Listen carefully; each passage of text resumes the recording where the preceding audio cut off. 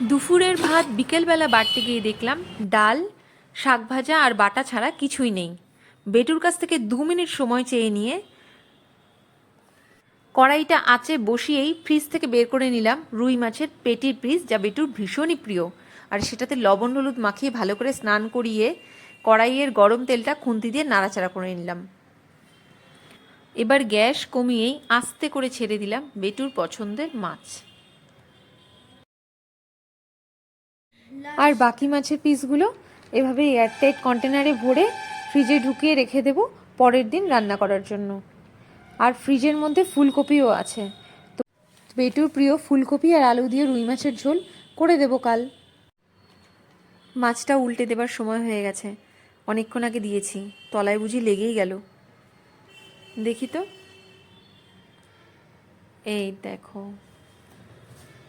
ব্যাস এভাবে কয়েকবার উল্টে পাল্টে ভেজে নিলাম,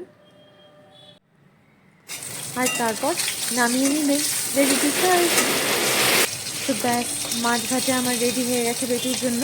আর তোমাদের যদি ব্লগ ভালো লাগে লাইক শেয়ার আর সাবস্ক্রাইব করে দিও। দেখা হচ্ছে নেক্সট ব্লগে। Till then, tata.